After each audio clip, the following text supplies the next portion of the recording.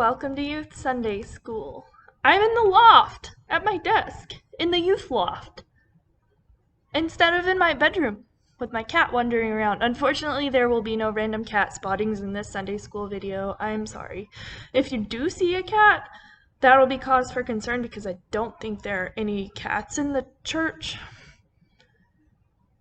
Anyways, yeah, the youth loft feels so empty without you guys in it, and I miss you all, and I miss sitting in the cozy corner with all the squishy bean bags and us having like devotions and sharing our prayer requests and what's going on in our lives.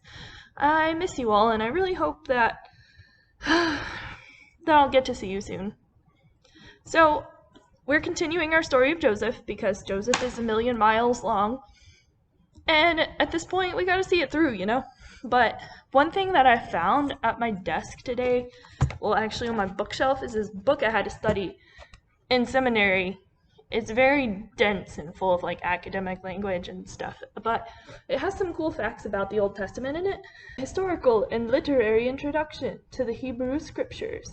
So yeah, even that title is a little bit tiring to read. But I did find some cool fun facts in here that I wanted to share because they give more like historical context and stuff. So I'm going to share fun facts about Joseph in general before we read the scripture story, and then there won't be any fun facts after that because that would just be way too many fun facts for one Sunday school video, and I don't think that any of us could handle it. Fun fact 1. Many biblical scholars is fancy words meaning people who have studied the Bible extensively and studied its history and the context in which it was written and the way it was put together. So biblical scholars, many of them think that the story of Joseph was written as a standalone story, kind of like a novella. And that makes sense because it's a really fun story. It follows kind of a basic story pattern with, you know, the exposition, the rising action, the climax of the story, the falling action, the conclusion. And you know, if you've taken English class, hopefully you've studied the structure of basic stories.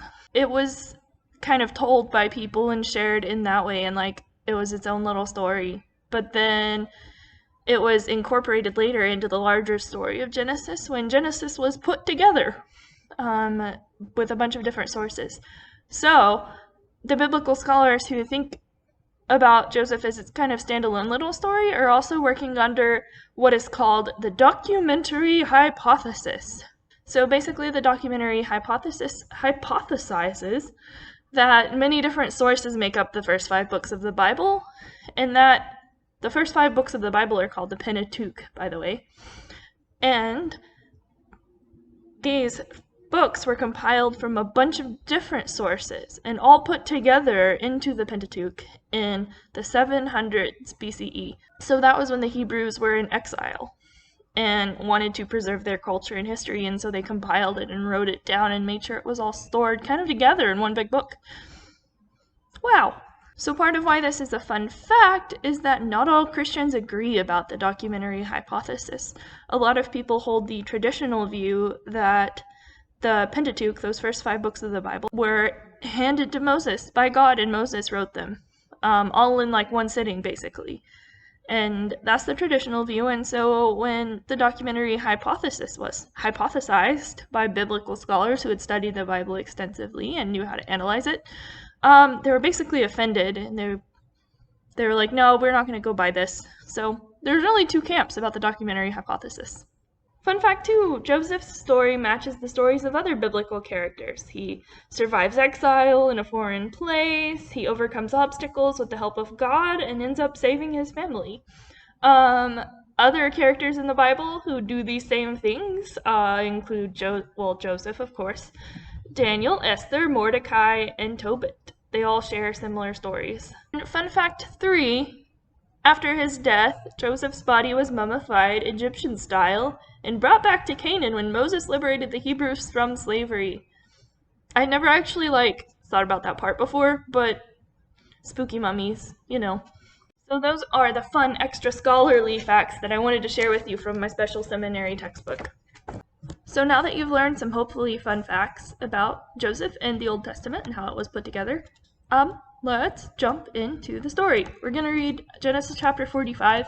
I'm going to skip over a chunk of it because Pharaoh is just doing some stuff and it's boring. So let's go. Joseph could no longer control himself in front of all his attendants, so he declared, "Everyone leave now!" So no one stayed with him when he revealed his identity to his brothers.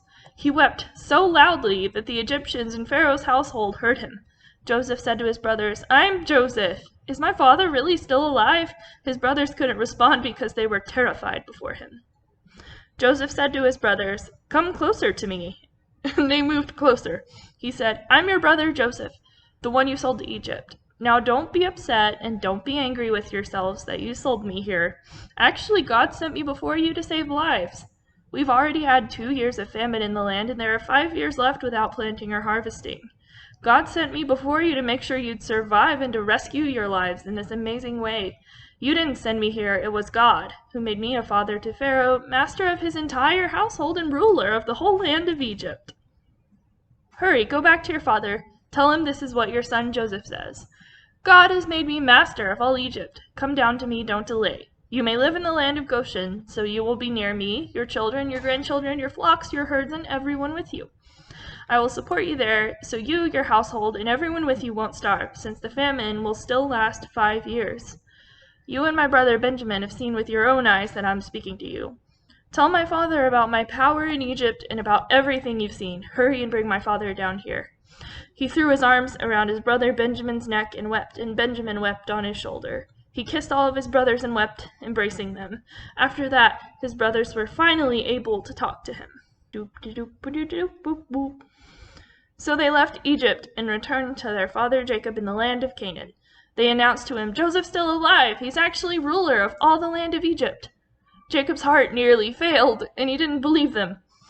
When they told him everything Joseph had said to them, and when he saw the wagons Joseph had sent to carry him, Jacob recovered. Then Israel said, "This is too much. My son Joseph is still alive. Let me go and see him before I die." So this means we've come to the part of the story where Joseph finally tells his family who he is and they recognize him. And I like how Joseph tells them, like, now don't feel bad that you beat me up and threw me in a ditch and sold me into slavery, because now I'm saving your life. But then it's also really cool just to see Jacob and his brothers all reuniting, and you can tell that they do feel bad, like they're crying and really happy to see him again. Clearly they regretted what they did because they saw the pain it put their father Jacob through. They saw him grieving his son who he thought was dead, and so I don't know. I also just love this because it's an example of non-toxic masculinity, healthy masculinity. Brothers allowed to cry and hug and be physically affectionate and share their feelings. These are men in the Bible that we look up to, that we hold up to a high standard, and so it's cool to see them showing emotion. Emotions are cool, affection is cool, it is okay to be soft and loving and a man all at the same time.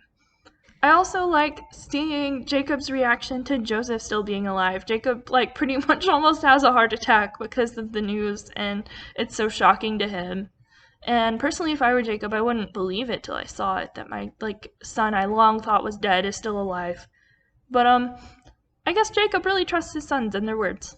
Really, not much else has to be said for this story. It's just a really good story of a family reuniting. It's like a happy part. There's not a lot to take apart. It's just Joseph saying, "Hey, I'm your long-lost brother," and everyone going, "Oh my goodness, you're alive!"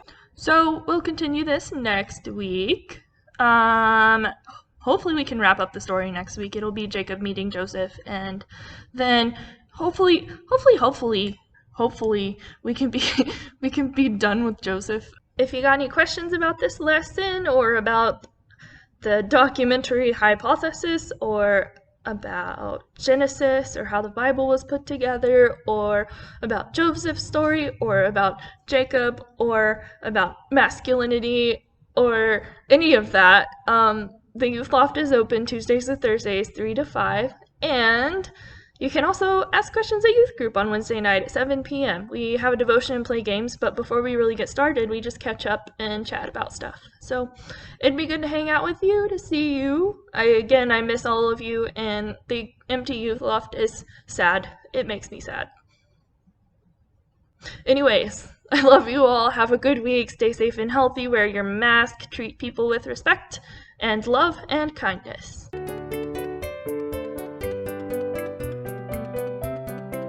spinny chair. Woo.